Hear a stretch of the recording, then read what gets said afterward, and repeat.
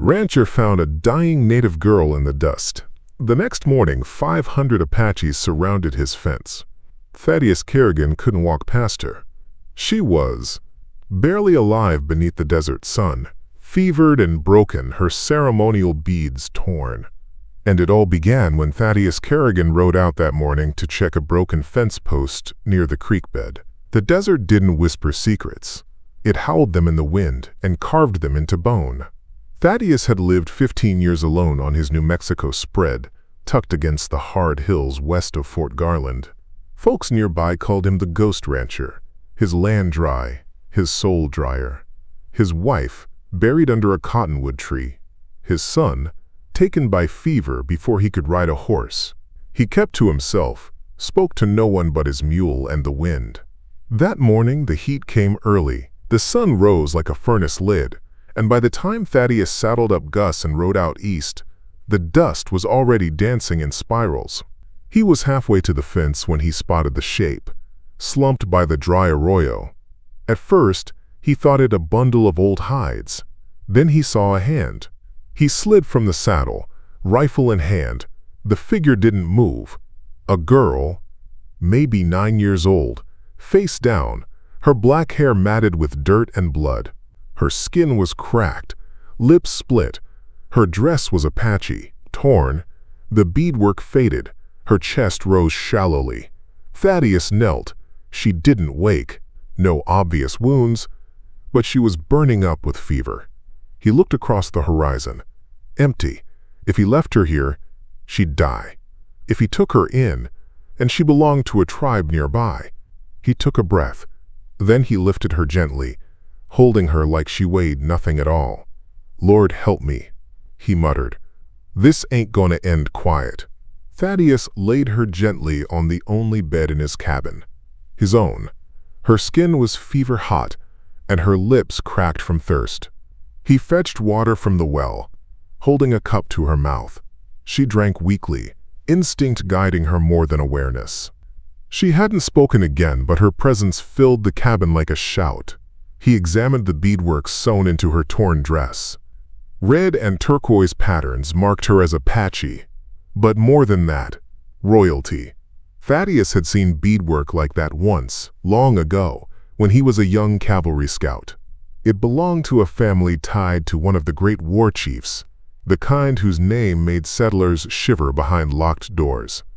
If she was blood to that man, he wasn't sheltering a child. He was harboring a storm. The girl moaned in her sleep, clutching her side. Thaddeus carefully opened her garment and found a deep gash, infected, likely from a knife. He cleaned it as best he could, whispering soft words more for himself than her. Later, she awoke again, eyes darting wildly around the dim cabin. When she saw Thaddeus, she tried to crawl away, but her limbs gave out. "I'm not here to hurt you," he said, hands raised. "You're safe. For now." She blinked. Slowly, she pointed at her chest. "Tala?" she rasped. Thaddeus nodded. "Tala? All right. You got a name, that's a start." But what she didn't say, and what Thaddeus couldn't yet know, was that warriors were already on the move, 500 strong, riding to the beat of vengeance, and they were coming for her. The morning passed in a hush, but Thaddeus felt it, something moving far off, like a ripple before the flood. Tala slept fitfully, her brow damp with fever, whispering in Apache between gasps. He couldn't understand the words, but the way she clutched at the beads around her neck told him they meant everything. Thaddeus busied himself mending the fence near the creek, though his eyes kept drifting back toward the ridgeline. The hills were too quiet. No birds, no wind. Just that heavy stillness that comes before thunder splits the sky. He knew it from his scouting days. It meant riders, and not the kind that knocked. He returned to the cabin by midday to check on her. She was awake, sitting up, her eyes tracking his every movement. When he stepped inside, she shrank back into the shadows like a cornered animal. He crouched slowly, keeping his hands visible. "You're safe here," he said again. "Ain't nobody gonna hurt you." She didn't respond. But then, with trembling fingers, She touched her chest and whispered, "Black Tooth." Thaddeus froze. The name was legend on the frontier. Chief Blacktooth was said to command 5 Apache clans, his warriors disciplined like soldiers, ruthless as desert fire. Thaddeus had met him once, years ago under a white flag, cold eyes unblinking, a man who didn't forget wrongs. If Tala was his daughter, Thaddeus's heart thudded like a war drum. If Blacktooth believed she'd been taken, if he thought a white man had harmed her, the sound of hoofbeats shattered the silence. Thaddeus grabbed his rifle and crept to the window. Far off, silhouetted by the setting sun, were figures on horseback. Not 1 or 2. Dozens. Maybe more. They weren't approaching fast, but they were watching. Measuring. He turned back to the girl. "If they're here for you, Tala, I've got to know. Are they coming for peace or for blood?" But Tala only closed her eyes and wept. The answer was coming on horseback, cloaked in dust and thunder. And Thaddeus Kerrigan was running out of time. Thaddeus spent the evening doing what old soldiers did best, preparing to lose everything. He stacked firewood by the cabin door, refilled his canteens, and laid out his 2 rifles on the table beside a tin of bullets. The girl, Tala, watched him in silence. She hadn't spoken since whispering her father's name. Outside, the sun dipped low, bleeding crimson across the ridges. And in that burning light, Thaddeus saw them, riders. Now dozens, spread wide like a fan. They weren't hiding. They wanted to be seen. 500 Apache didn't ride lightly, nor by accident. He stepped out onto the porch, hat in hand, and stared into the dying sun. He could feel them watching, sizing him up, whether he was threat or shield, whether he had taken the child or saved her. "I ain't your enemy," he muttered, more to the hills than himself. He returned to the cabin and lit a lantern. Tala was still curled in his bed, eyes glassy, skin pale. Her wound was warm again, infected. He boiled water, crushed herbs from an old saddlebag, and applied the poultice the way his wife once showed him. "You've got kin comin'," he said softly, dabbing her forehead. "And if they think I laid a hand to you—" A knock. Not a loud one. 3 soft taps at the door. Thaddeus froze. His hand hovered near the rifle, breath held. No man knocked polite on the frontier unless it was a trap. Another knock. He moved slow, rifle in hand, and opened the door to a narrow crack. A single Apache brave stood there, young but painted in war colors, his expression unreadable. "She is here?" the brave asked, his English thick but clear. "She's alive," Thaddeus replied. The warrior nodded once. "Tomorrow, Blacktooth comes." And without another word, he turned and melted into the dark. Thaddeus locked the door behind him, leaned against the wood, and stared into the fire. 500 Apache were riding down on him. He had 1 wounded child and a cabin full of memories.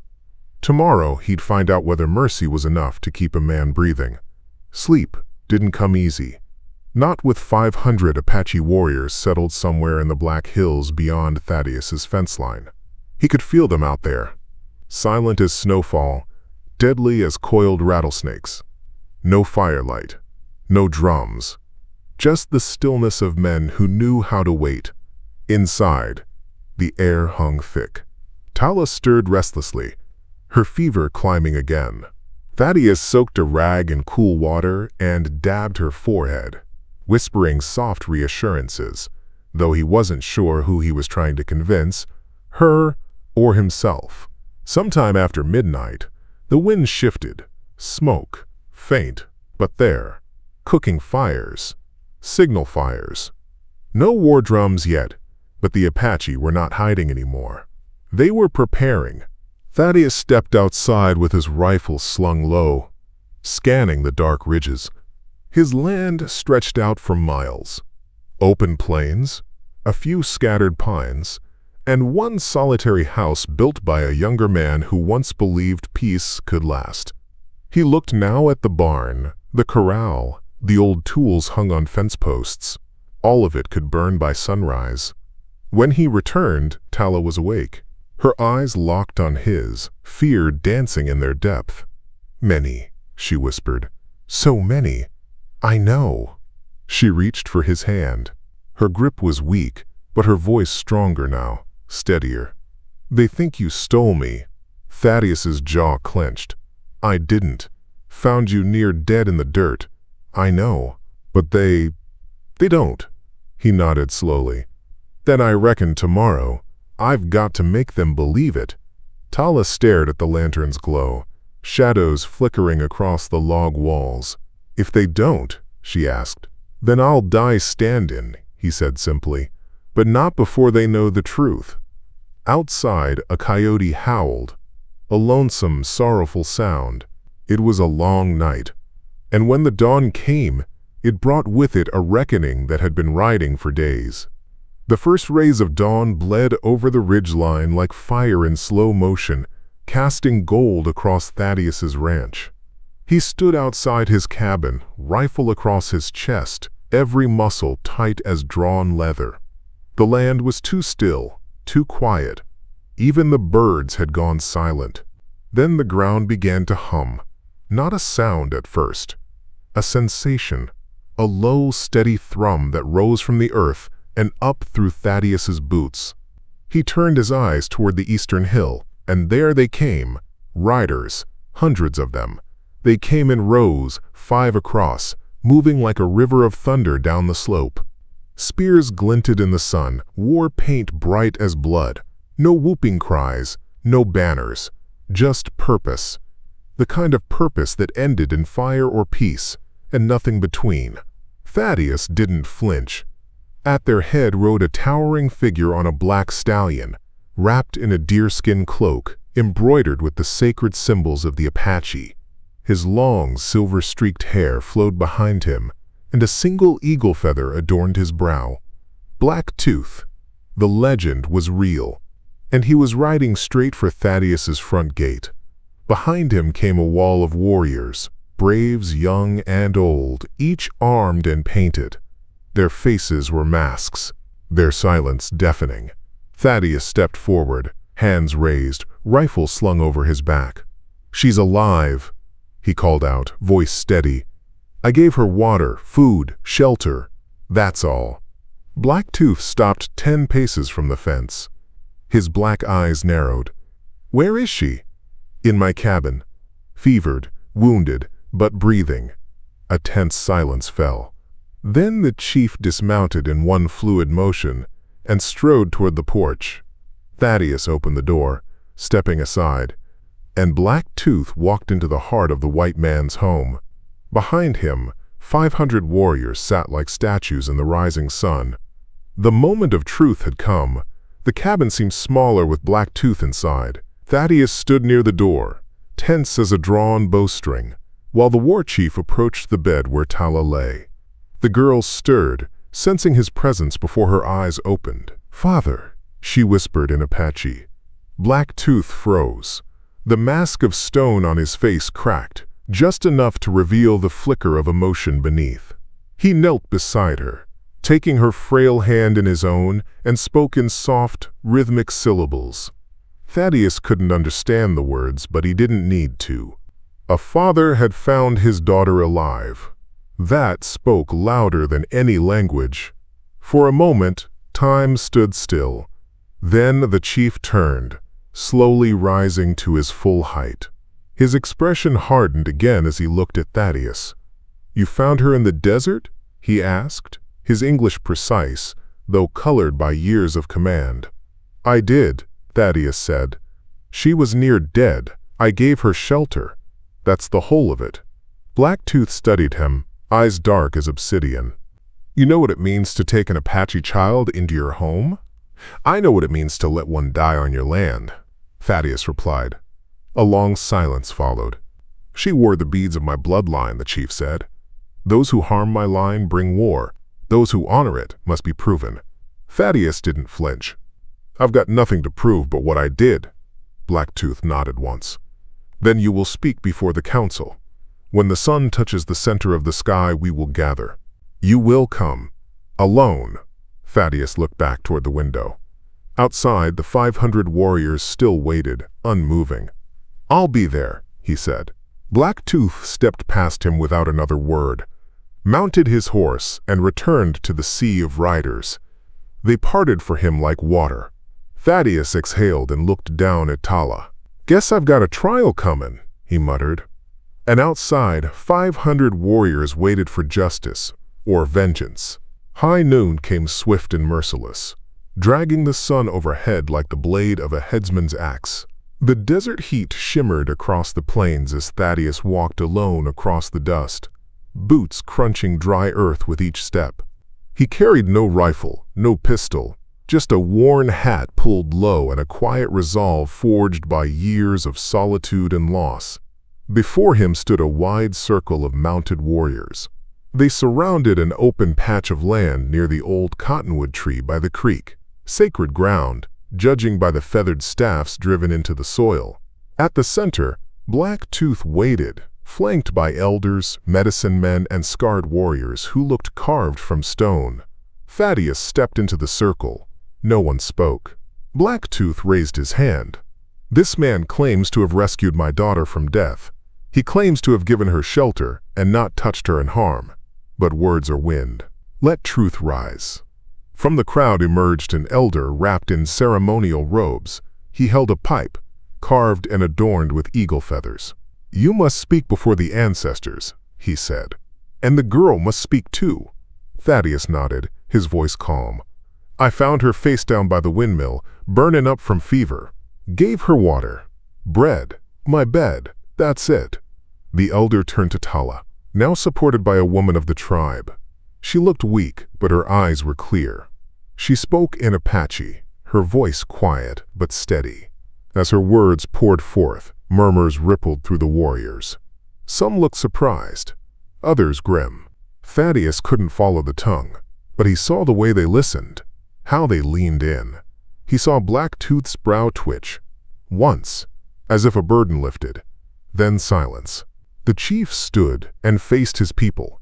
She says he gave her food, covered her when she froze, stood guard when she feared the dark.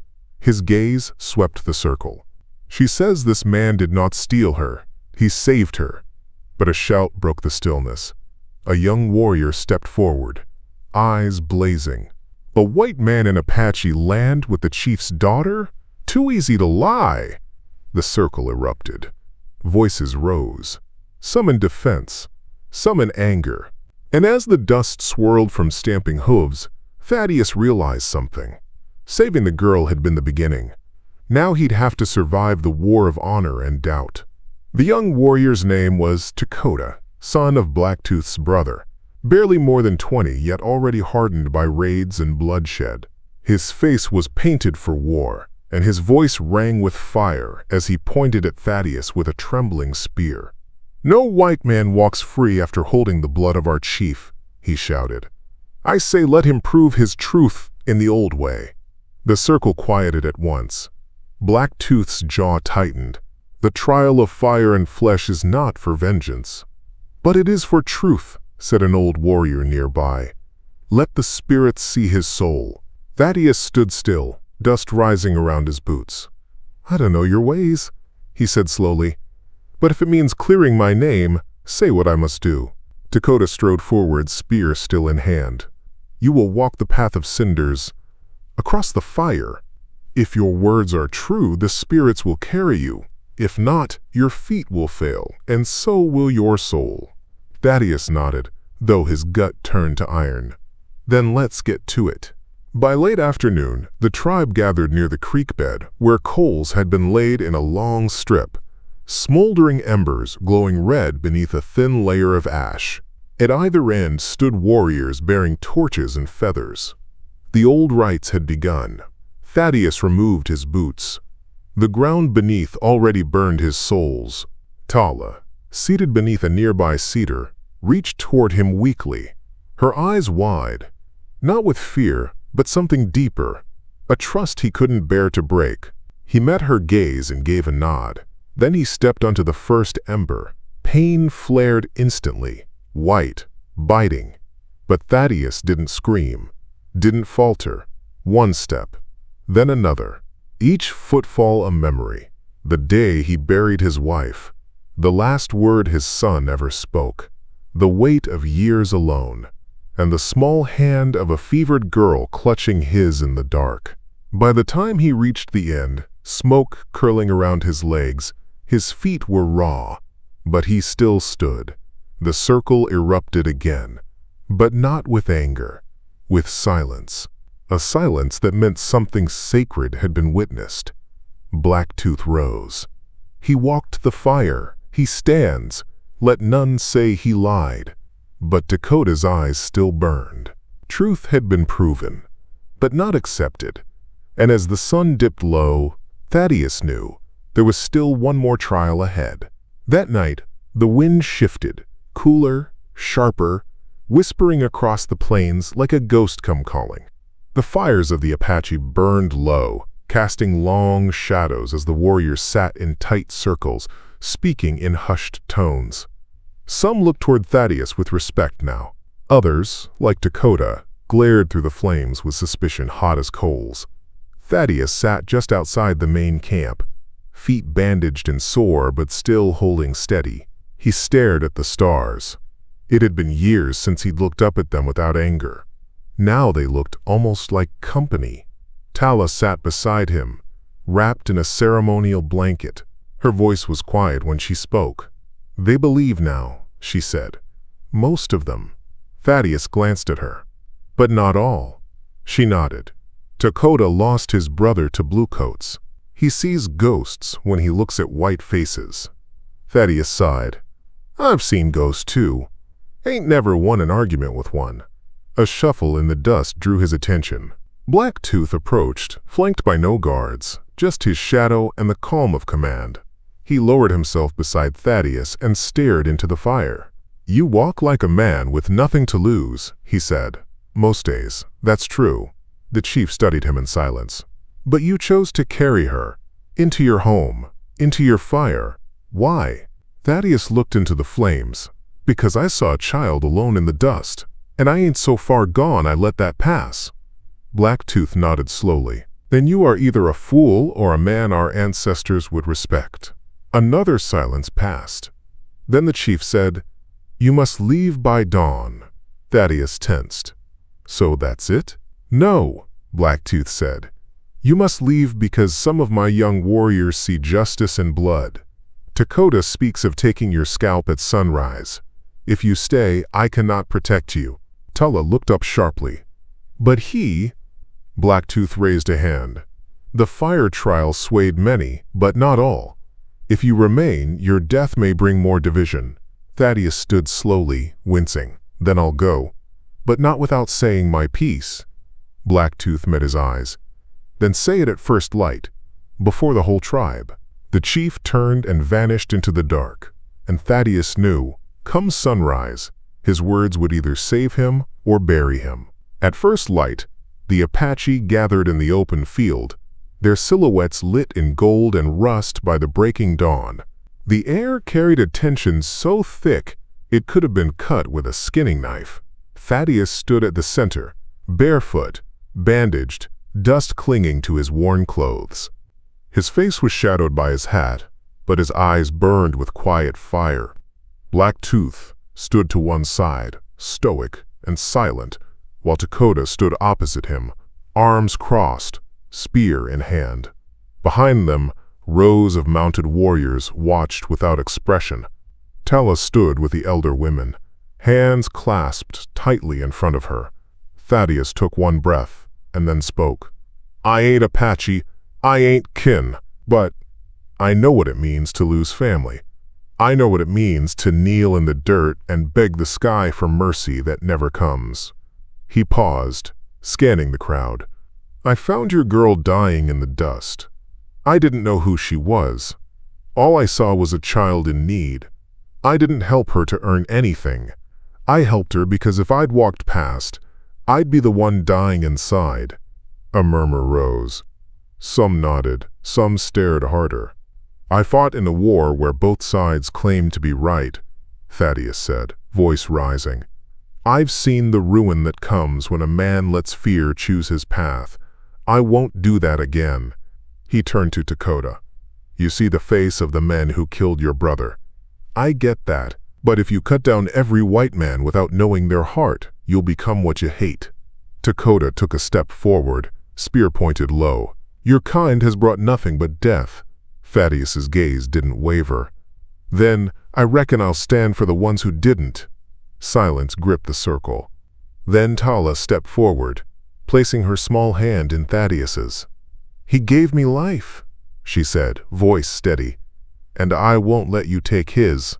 That single act, one child standing between war and mercy, echoed louder than any speech. Blacktooth lifted his hand. "No more," he said. And just like that, the blade of judgment was stayed, but Thaddeus could still feel it hovering inches from his neck. The morning wind carried a fragile silence, the kind that comes just after a thunderclap, but before the next strike. Tala's hands still clutched Thaddeus's as they stood before the sea of Apache warriors. Blacktooth's command had halted the rising anger, but it hadn't erased it. Dakota's eyes burned with defiance. "You shame our dead," he spat. "You let the enemy walk free." Blacktooth turned toward him, voice cold as mountain snow. "I let truth decide." "The spirits decide in blood," Dakota shouted, raising his spear. A few younger warriors murmured in agreement, shifting in their saddles. Thaddeus felt the tension in the crowd, like dry brush ready to catch flame. He didn't flinch. Instead, he looked toward Blacktooth.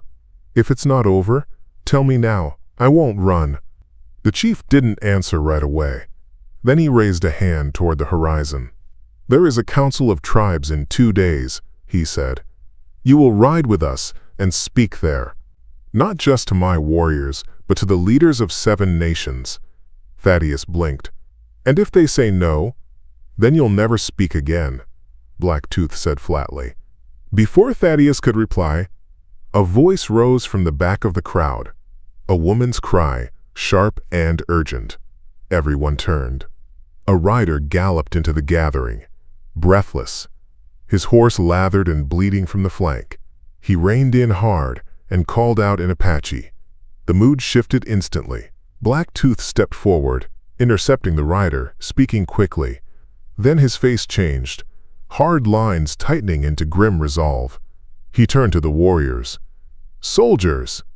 2 days west, burning a village that refused to hand over 3 boys. They're moving north." Gasps, growls, movement. Thaddeus felt his gut twist. "What does that mean?" Blacktooth answered without looking at him. "It means the ones who want war may get their wish. And now, the tribe must decide whether they ride toward fire or hold to the chance of peace." He looked at Thaddeus at last. "And whether you ride with us will help them choose." Thaddeus exhaled slowly. Looks like the fire wasn't finished with him yet. By midday, the Apache war camp moved like a migrating storm. Horses saddled, weapons checked, scouts dispatched westward toward the smoke on the horizon. But not all rode with vengeance in their hearts.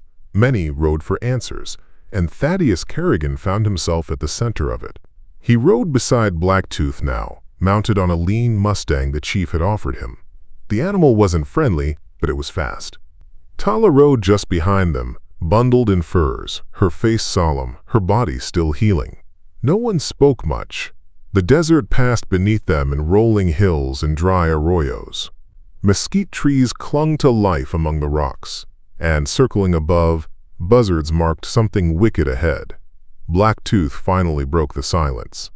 "Before the soldiers burned the village," he said, "they asked for names. My nephew's was one of them. He was 12. Thaddeus gripped the reins tighter. "These weren't army orders," the chief continued. "These were the actions of frightened men in uniform, led by a captain who believes bullets solve fear." "Same kind that killed my wife," Thaddeus muttered. Blacktooth nodded. "That is why you ride with us now." They crested a ridge near sundown, and there it was, smoke curling up from the charred remains of brush homes. Bodies had already been buried, but the pain lingered in the air like ash. Tala covered her face. Some warriors dismounted and knelt in prayer. Others sharpened blades in silence. Dakota approached Blacktooth. "We can track them. They ride slow, dragging wagons. We catch them before nightfall." The chief looked at Thaddeus. "They'll outnumber us," Thaddeus warned. "Then speak at the council," Blacktooth said. "Convince my people that justice must outlast vengeance." Thaddeus looked at the sky, where stars had begun to pierce the evening veil. "You're asking a tired man to carry a mountain," he said. Blacktooth replied, "I'm asking the man who saved my daughter to carry the truth." The council was 1 day's ride away, but the road to peace, Thaddeus knew, would be 10 times harder. Dawn came blood-red over the mesa as Thaddeus rode with the Apache toward sacred ground, Red Echo Ridge. The place was known across the territory, where the 7 great clans of the Southwest gathered in rare moments of unity. Once every decade, they met there in peace. But today, they met because war was cracking at their door. The closer they rode, the more riders joined the column. Bands from the north, the desert, the mountain passes. Painted warriors, elder chiefs, scarred men who'd survived cavalry sabers and settler rifles alike. Thaddeus had never seen so many native warriors gathered in one place, and he knew if this went wrong, the West would burn from Colorado to the border. As the Apache approached the council circle, Blacktooth raised his arm and the column halted. He turned to Thaddeus. "From here, you walk." Thaddeus nodded, dismounted, and handed the reins to a young brave. The council sat atop the red plateau under open sky, arranged in a wide circle. Blankets laid with offerings, drums silent but ready. Chiefs in feathered headdresses and weathered cloaks turned as Thaddeus stepped into view. Blacktooth spoke first, standing tall. "This is the man who found my daughter dying. He fed her, sheltered her, and when many of you called for his blood, he walked the fire." A murmur ran through the circle. Thaddeus stepped forward. Every eye locked on him. He cleared his throat, the desert wind tugging at his coat. "I'm not here to tell you who to forgive," he said. "I've killed, lost and buried more than I care to name. But I know the face of cruelty, and I know what it looks like when a man chooses mercy instead." He looked around the circle, then straight at Dakota, who stood watching from the edge. "You're right to be wary," Thaddeus said. "But your anger's aimed at the wrong target. You want justice? I'll ride with you to face the ones who burned that village. But if you turn your blade on a man who did right, then you're no better than those you hunt." The silence stretched long and sharp. Then, from the far side of the council, an elder stood. His voice was gravel and wind. "We ride tomorrow, but we ride together." And just like that, the fire had direction, but not forgiveness. Not yet. Night fell heavy across Red Echo Ridge, but no one slept. Fires flickered across the plateau, casting restless shadows as warriors sharpened blades, braided hair, and prepared for battle. Drums stayed quiet, but hearts beat like war. Thaddeus sat apart from the others, gazing into a fire that hissed like it knew secrets. Tala rested nearby, asleep under layers of hides, finally at peace. He could see Blacktooth speaking with the other chiefs beneath a stone arch where treaties had once been signed and broken. They spoke in low voices, heads bowed over maps and trails. Plans were forming. Blood would be spilled by sunrise. A familiar sound broke Thaddeus's thoughts. Footsteps in the dust. Dakota. He stood across the fire, arms folded, face half lit, half shadow. "You think words fix what your kind has done?" he asked, voice low. "No," Thaddeus said, not rising. "But they fix what I did." Dakota stared at him for a long while. "You spared 1 child. My village lost 13. My brother burned trying to save them." "I know," Thaddeus replied, "and if I had the power to give them back, I would. All I can offer is to ride with you. Face the men who did it. If that ain't enough." Dakota knelt suddenly, scooped up a fistful of sand, and let it trickle between his fingers. "My grandfather says vengeance is like that. You hold it tight and it slips away, but if you let it guide you, it hardens your heart. He stood, staring at Thaddeus. You die before those soldiers do. It changes nothing. Thaddeus met his gaze. Then let's make it count. At dawn, they would ride. Not as friends, not yet as brothers, but side by side. And the men who thought they could burn villages without consequence, they were about to meet the fire. The sun rose hard and bright, slicing the sky like a blade drawn from its sheath. Across the dry basin below Red Echo Ridge, the ground trembled beneath hoofbeats, fast, coordinated, relentless. 100 Apache warriors rode at full gallop, feathers streaming, war paint gleaming like fresh blood. And at their head, Black Tooth. Just behind him, Thaddeus Kerrigan, hat low, rifle strapped, face grim as stone. They rode without war cries, without music, only the wind and the thundering hooves.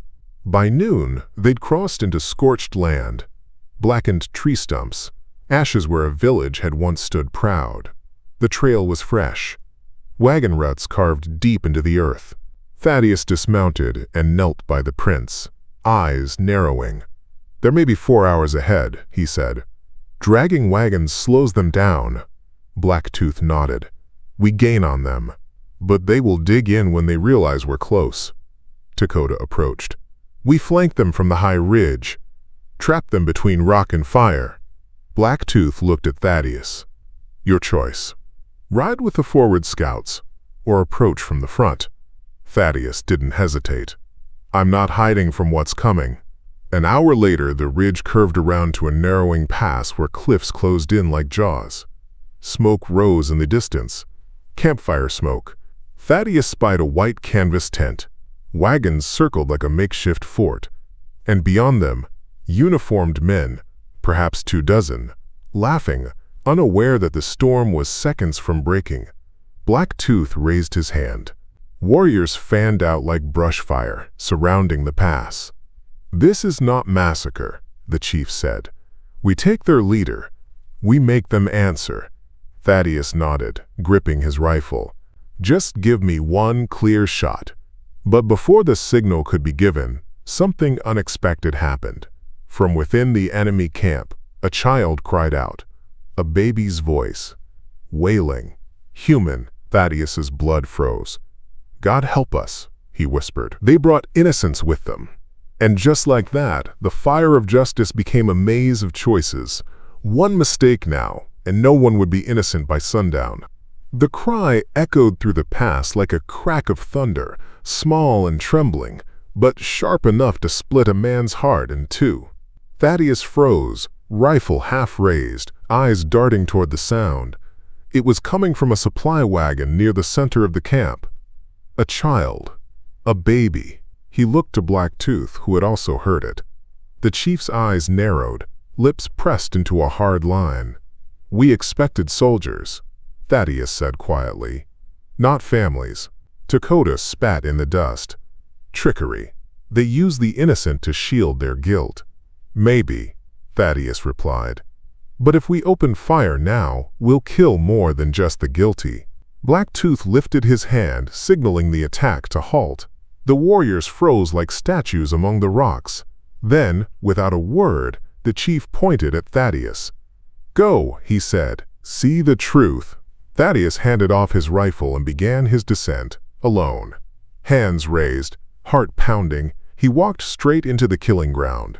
Every step down that rocky slope was a prayer, that the soldiers below wouldn't fire first, that the warriors above wouldn't lose patience.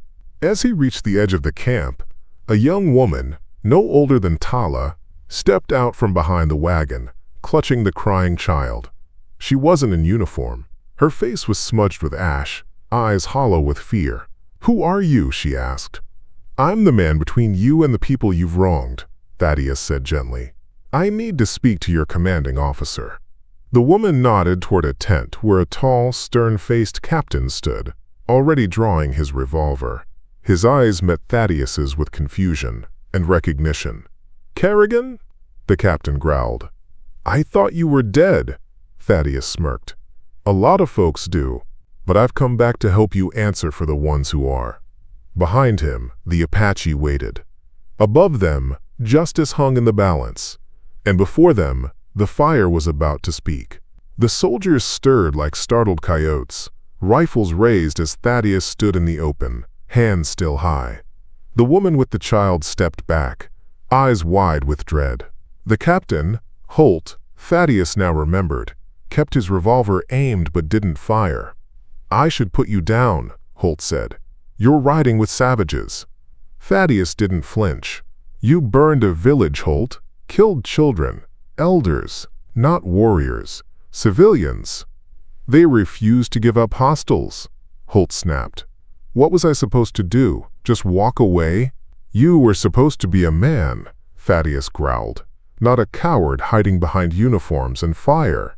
Behind them, the ground trembled, Apache riders moving into view on the ridges, silhouetted like wraiths against the sun's spears raised. Arrows knocked, a silent army ready to answer blood with blood. "Stand down!" Holt barked at his men, panic cracking through his voice. "Don't shoot!" Thaddeus lowered his hands slowly. "You're surrounded. There's no winning this, Holt, but there might still be surviving it." Black Tooth rode forward, cloak whipping in the wind. He halted a stone's throw from Holt, eyes like knives. "You took my daughter's innocence," he said, "but not her life. That is the only reason you still breathe." Holt tried to stand tall. "I followed orders." "Then your orders are soaked in shame," Blacktooth answered coldly. A pause fell. Then, from the rear ranks, Tala rode forward, guided gently by Dakota. She dismounted, walked past Thaddeus, and faced Holt directly. "I remember your face," she said in soft, broken English. "You turned away while they burned my uncle alive." Holt paled. His revolver dropped to the dirt. Blacktooth looked to Thaddeus. "Let the girl speak." And so she did. She told them everything. How she escaped. How Thaddeus saved her. How mercy had shone brighter than hatred in the darkest hour. When she finished, no one moved. No one breathed. Thaddeus turned to Blacktooth. "Well?" he asked. The chief nodded. The silence shattered under the weight of what Tala had spoken. Thaddeus could feel the shift in the air, not just tension, but decision. Apache warriors on the ridges adjusted their grips. Soldiers lowered their rifles, eyes darting between Thaddeus, Blacktooth, and their captain, whose face was now ashen. Captain Holt opened his mouth, then closed it. His bravado was gone. There was no hiding behind chain of command now. Not in front of a girl who had lived through his sins, nor the army of justice that surrounded him. Blacktooth dismounted and walked slowly toward the circle of wagons, each step deliberate. Not a single soldier dared move. "You burned our homes. You buried our sons in smoke," the chief said. "And now you beg for understanding?" Holt looked to Thaddeus. "You're not going to let them kill me, are you?" Thaddeus's voice was like sand over stone. "What would you have done to me, Holt, if I'd been the one caught with your daughter half dead in enemy land?" No answer. "I don't speak for the Apache," Thaddeus continued. "But I rode with them, stood beside their truth, and if it were up to me, I'd give you to the very fire you started." One of Holt's own men stepped forward, rifle lowered. "Sir," he said quietly, "you told us that village was armed, that they attacked first." Holt spun on him. "They did!" But the soldier didn't flinch. "Then why's the girl alive?" Holt looked around. His men were no longer shielding him. Blacktooth raised his hand. "We do not slaughter the unarmed, but we take our justice." Two warriors stepped forward and seized Holt by the arms. He didn't resist. "What now?" Thaddeus asked. "We walk him," Blacktooth said. "To Fort Garland. We give them their monster back, and we see if their law is more than just noise." Thaddeus nodded. "And if it ain't?" Blacktooth's voice was steel. "Then our law will speak louder." As Holt was dragged away, the girl Tala stood quietly, eyes fixed on the horizon. The war had not ended, but something greater had begun. The dust had settled, but the land still held its breath. Thaddeus stood beside Tala as the Apache war party began its solemn march eastward, escorting Captain Holt in silence. There were no songs of victory, no celebrations. Only the sound of hooves on dry ground and the quiet dignity of justice in motion. As the caravan moved out, Blacktooth approached Thaddeus one last time. "You walked with us," the chief said. "Not as enemy, not as brother, but as a man." Thaddeus gave a small nod. "Did what needed doing." The chief studied him. "You saved my daughter. You faced our fire. You stood for truth. That earns more than breath. It earns place." He offered Thaddeus a feather, long, white-tipped, bound with a single turquoise bead, an emblem of peace, of honor among the Apache. Thaddeus took it, fingers rough against the delicate thread. "I ain't earned no tribe." "Not yet," Blacktooth said. "But you've earned a trail that leads to one." Tala stepped forward, holding the same blanket he'd once wrapped her in. She pressed it into his arms. "You gave this to me when I was cold," she said. "Now it's yours again." Thaddeus swallowed hard. "You sure you're gonna be all right, little one?" She smiled softly. "You were right, Mr. Kerrigan. The world ain't kind. But sometimes it is just enough." As the Apache rode into the distance, Thaddeus stood alone, the rising sun warm on his face. He looked out over the plains, wind stirring the tall grass like a lullaby. The old life, the bitterness, the ghosts, it hadn't vanished. But something new stirred beneath the ash. A future. Thaddeus mounted his horse and turned toward home. Not the one built of wood and dust, but the one he hadn't dared believe could exist again. Behind him, the echo of hooves faded. Ahead, the trail was open, and the fire had finally turned to light.